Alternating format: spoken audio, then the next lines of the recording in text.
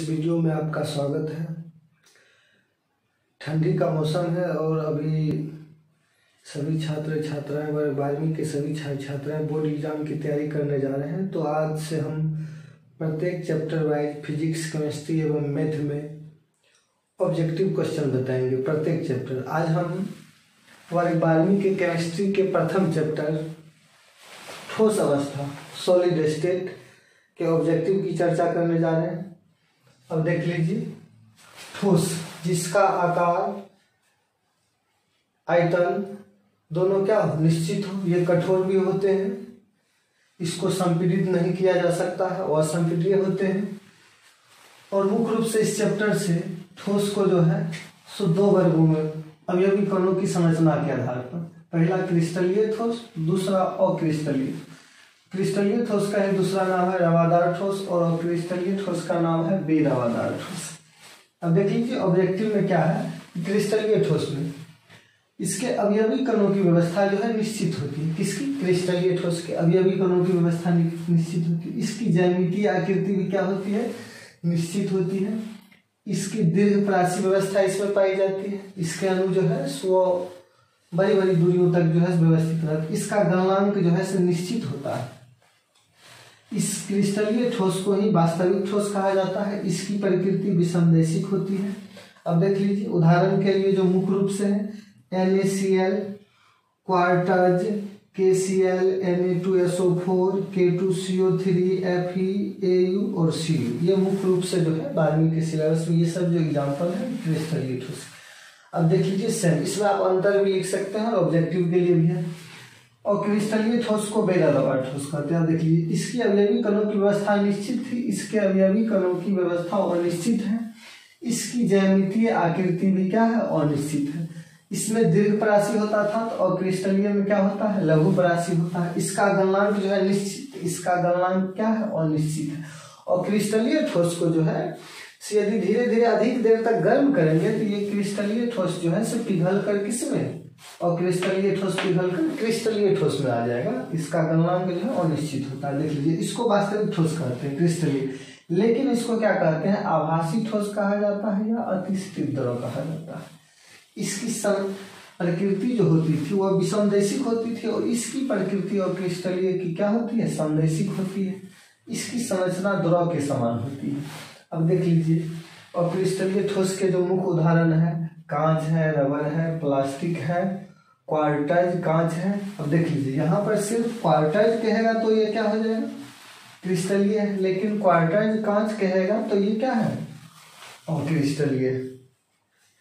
इसको आप लिख भी सकते हैं प्रकार के क्रिस्टल जालक या आकाशीय जालक या ब्रेवस जालक होते हैं। कितने प्रकार के? 14। ये ऑब्जेक्टिव में बराबर पूछता है क्रिस्टल में कितने प्रकार के क्रिस्टलीय जालक, आकाशीय जालक या ब्रेवस जालक होते हैं, तो वह 14 क्रिस्टल। मूल क्रिस्टल तंत्र की संख्या टोटल कितनी, 7 होती है, या इसको क्रिस्टल सिस्टम भी कहा जाता है। क्रिस्टल सिस्टम की संख्या कितनी, तो 7, और मूल क्रिस्टल तंत्र की संख्या भी 7 होती है। क्रिस्टल तंत्र में कुल 17 प्रकार के समरूपता के तत्व पाए जाते हैं। क्रिस्टल तंत्र में कुल कितने, 23 प्रकार के समरूपता के तत्व पाए जाते हैं। अब देख लीजिए इसमें एक कोशिका या इकाई सेल, इसमें जो है मुख्य रूप से 3 भाग है। ये SCC है, सरल घनीय cell, BCC body centred cell, FCC face centred cell, सरल घनीय सेल, पिंड केंद्रित सेल, और ये फलक केंद्रित सेल। तीनों सेल है मुख्य रूप से। इसमें क्या होते हैं सो देख लीजिए, इसमें जो है इस इकाई सेल में प्रत्येक भुजाओं के मिलन बिंदु पर, ये जो प्रत्येक भुजाओं का मिलन बिंदु है, इस मिलन बिंदु पर ही परमाणुओं, अणुओं या कणों या आयनों उपस्थित रहते हैं। सिर्फ इन भुजाओं के जो है प्रत्येक भुजाओं के मिलन बिंदु पर ही। ये किसमें, SCC में, सरल घनीय सेल में। देख लीजिए इसकी परमाणु संख्या कितनी, 1 होती है। इसकी पैकिंग क्षमता, इसको संकुलन क्षमता भी कहते हैं, 52.4% होती है। इसकी रिक्तिका तो 100 में से हम क्या करेंगे, ये पैकिंग क्षमता या संकुलन क्षमता को घटा देंगे तो ये 47.6% जो है इसकी रिक्तिका है। भुजा और त्रिज्या के बीच जो संबंध है इसमें, तो r बराबर a/2। त्रिज्या जो है भुजा का क्या होता है, हाफ होता है। ये किसमें, SCC में, सरल घनीय से। अब देख लीजिए BCC में, इससे क्या, इसमें भुजाओं के मिलन बिंदु पर तो परमाणु, अणु, कणों या आयनों तो उपस्थित रहेंगे ही, भुजाओं के मिलन। इसके अलावा इसके पिंड में भी एक, बॉडी के इसके भीतर में भी एक रहेगा, पिंड में, इसका जो जहां सेंटर है वहां पर भी रहेगा। तो इसमें भुजाओं के मिलन बिंदु के अलावा एक केंद्र में भी, पिंड में भी, इसीलिए बॉडी सेंटर्ड सेल है उस उपस्थित। इसकी परमाणु संख्या 2 होती है, पैकिंग क्षमता 68% होती है, इसमें रिक्तिकाएं जो है 32% होती है। इसमें भुजा और त्रिज्या के बीच संबंध r बराबर √3/4 × a होती है। जितनी भी अल्कली धातु होती है उसकी संरचना जो है BCC के समान होती है। अब चलते हैं, देखिए अब CC में क्या हो जाता है, B इकाई सेल का भाग है, तीसरा भाग है। इसमें प्रत्येक भुजाओं के लिए मिलन बिंदु है। इस मिलन बिंदु पर कणों, आयनों, परमाणुओं या अणुओं उपस्थित ही रहती है।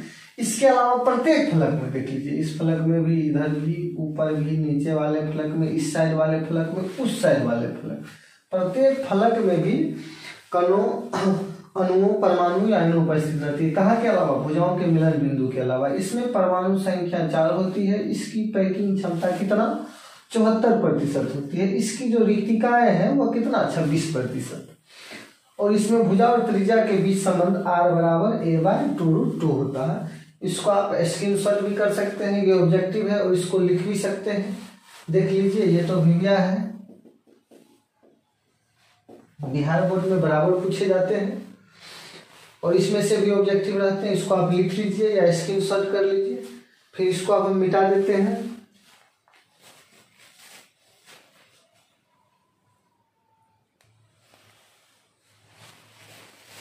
फिर देख लीजिए इसी चैप्टर के महत्वपूर्ण टॉपिक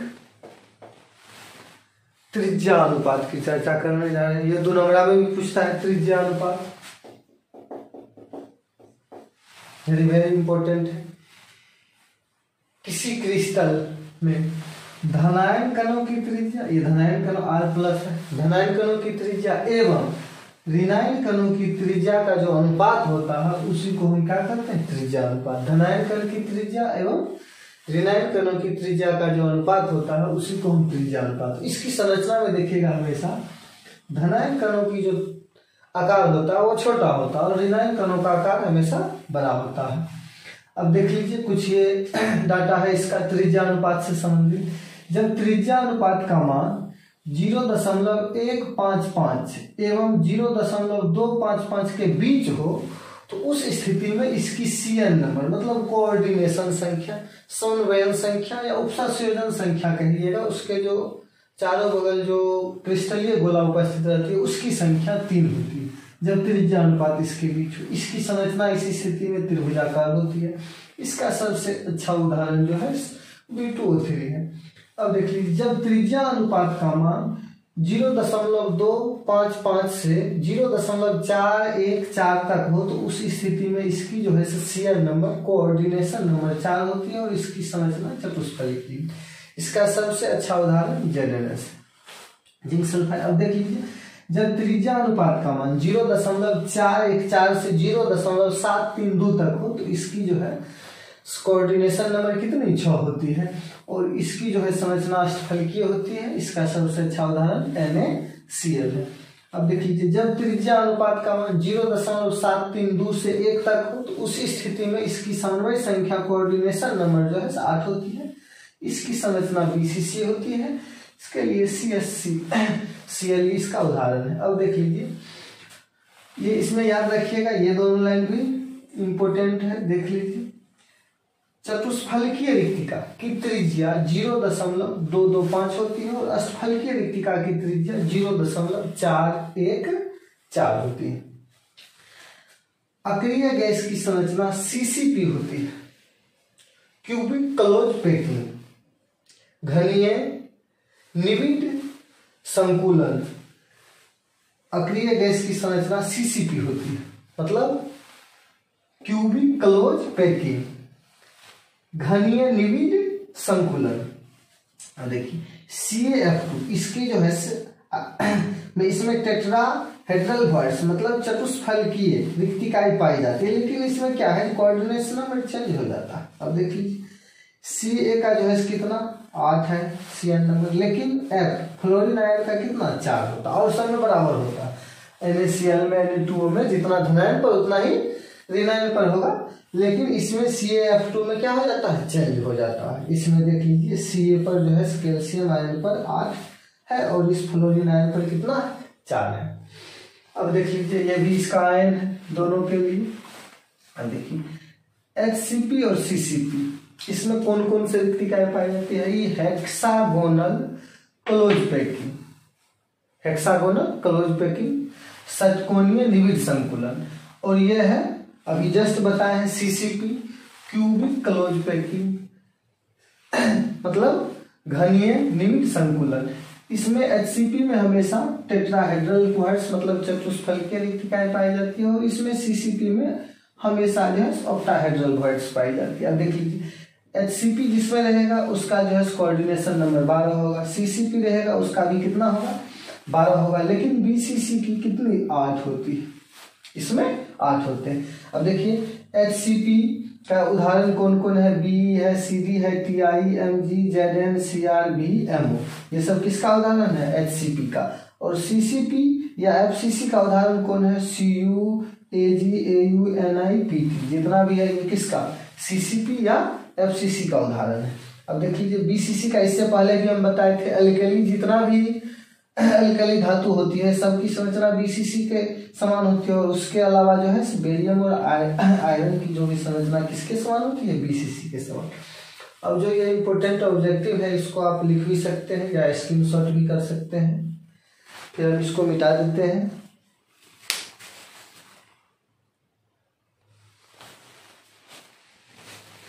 अब देख लीजिए फिर जो है नेक्स्ट ऑब्जेक्टिव है, ये आपको याद रखना पड़ेगा। ऑब्जेक्टिव में पूछा जाता है एवोगाड्रो संख्या का मान कितना होता है, तो एवोगाड्रो संख्या इसको n0 से सूचित करते हैं। 6.023 गुना 10 पर पावर 23 होता है। क्रिस्टल घनत्व का सूत्र D बराबर Z गुना M बट्टे AQ इंटू n0। Z परमाणु संख्या, M इसका द्रव्यमान है, ये भुजा का घन है और ये तो n0 एवोगाड्रो संख्या। ब्रैग समीकरण n lambda 2d sine theta याद रखिएगा। अब देख लीजिए इसमें दो दोष है, ये दोनों दोष भी इंपॉर्टेंट है। इसमें 2 नंबर में भी आप अंतर भी लिख सकते हैं और इससे संबंधित ऑब्जेक्टिव भी रहते हैं। देखिए फ्रैंकल दोष है, फ्रैंकल दोष को ही विस्थापन दोष कहा जाता है। इसका जो घनत्व रहता है वो परिवर्तित होता है, किसका फ्रैंकल दोष। इसका प्रमुख उदाहरण देख लीजिए ZnS, AgCl, AgBr, AgI, ये सब फ्रैंकल दोष के उदाहरण है। फ्रैंकल दोष में धनायन एवं ऋणायन कणों का जो आकार होता है वो असमान होता है, समान नहीं होता। इसमें धनायन का जो आकार होता है वो छोटा होता है और ऋणायन का आकार बड़ा होता है। अब देख लीजिए शॉटकी दोष में, शॉटकी दोष में क्या हो जाता है, इसमें धनायन एवं ऋणायनों की संख्या बराबर होती है, धनायन और ऋणायनों की संख्या जिसके कारण विलुप्त हो जाते हैं कुछ का, इसीलिए इसका घनत्व क्या हो जाता है, घट जाता है। शॉटकी दोष का घनत्व घट जाता है। इसका शॉटकी दोष का अस्थायित्व भी क्या हो जाता है, घट जाता है और इसमें अपरिवर्तित रहती है। अब देख लीजिए इसके उदाहरण NaCl, KCl, CSCl, AgBr। और इसमें एक बात आपको याद रखना पड़ेगा, इसमें भी देख लीजिए AgBr और इसमें भी क्या है AgBr। तो कौन ऐसा जो है जिसमें दोनों दोष पाया जाता है, तो AgBr है। AgBr जिसमें फ्रैंकल दोष भी पाए जाते हैं और कौन दोष, शॉटकी दोष में भी AgBr में दोनों दोष पाए जाते हैं। अब देख लीजिए कुछ जो है अनुचुंबक, प्रतिचुंबक और लोह चुंबक के एग्जाम्पल है। अनुचुंबक O2, ये तो याद रखिएगा एकदम इंपॉर्टेंट है। O2 जो है अनुचुंबकीय होती है। Cu+2, Fe+3, Cr+3, ये सब जो है क्या होते हैं, अनुचुंबकीय होती है। प्रतिचुंबकीय कौन, H2O, NaCl, C6H6, ये सब क्या होते हैं, प्रतिचुंबकीय होते हैं। ये तो जल हो गया, ये सोडियम क्लोराइड हो गया, साधारण नमक भी हो गया, ये बेंजीन हो गया, ये सब प्रतिचुंबकीय होते हैं। अब लौह चुंबकीय देखिए लोहा, कोबाल्ट, निकेल, गैडोलिनियम और Cr2 है, तो ये सब जो है क्या होते हैं, लौह चुंबक होते हैं। ये सब जो है किताब से रिलेटेड इंपॉर्टेंट